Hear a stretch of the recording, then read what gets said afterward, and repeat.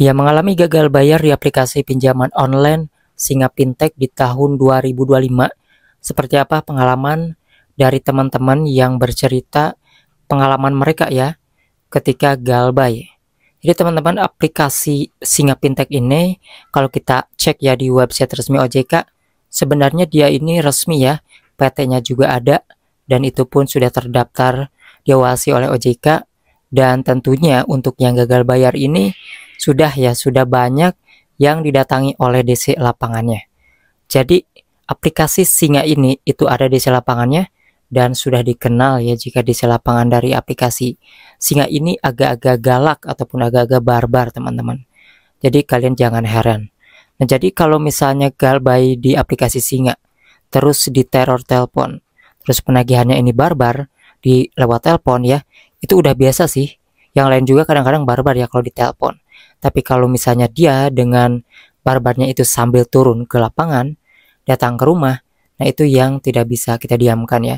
Kalau misalnya ada DC yang turun ke rumah, barbar itu sebenarnya bisa dilaporkan ke OJK teman-teman.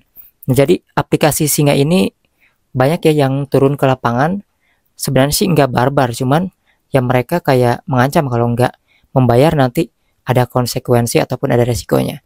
Namun kalian perlu tahu juga ya, bahwa sekalipun kalian mengalami gagal bayar, itu kan bukanlah keinginan kalian ya, tapi ada sesuatu yang membuat bayarannya ini gak lancar. Sebenarnya kalian bisa tuh negosiasi ke DC-nya, bahkan bunga ya dan denda ini sebesar apapun itu bisa diringankan, bahkan dibekukan, dihilangkan, gak ada sama sekali. Jadi kalian kalau pintar negosiasi itu bisa bayar tagihan pokoknya aja.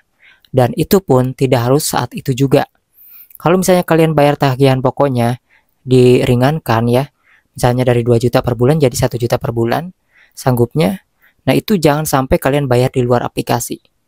Apalagi kalau misalnya kalian udah bayar, udah 1 minggu nih di aplikasi gak rubah-rubah, nah itu perlu dipertanyakan ya. Kemudian sekalipun kalian gak punya uang pada saat itu bisa dinegosiasikan teman-teman ya.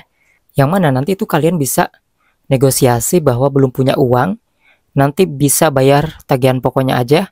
Kalau misalnya lancar usahanya, udah punya penghasilan tetap, baru dibayar kayak gitu. Tapi kalian tidak bisa menjanjikan gitu ya, bulan kapan bisa membayar, itu kalian harus jelaskan, belum bisa memastikan.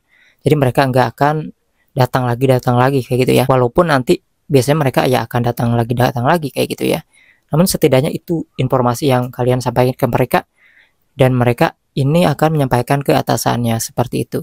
Jadi gak perlu panik, gak perlu takut ya, karena gagal bayar ini banyak kok orang yang mengalaminya ya, dan bukan sebuah kesengajaan, karena memang mungkin dari bunganya yang kalian tidak teliti, tadinya jadi terlalu besar ternyata bunganya, dan juga ada tenor yang kecepatan. Itulah yang membuat masalah galbay ini sebenarnya semakin banyak. Seperti itu teman-teman. Intinya DC-nya ini agak barbar, agak galak, dan turun ke lapangan itu rutin ya.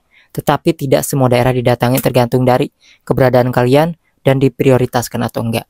Yang mau share pengalaman didatangi DC lapangan dari aplikasi Singa, tulis di kolom komentar. Yang mau nanya juga silahkan.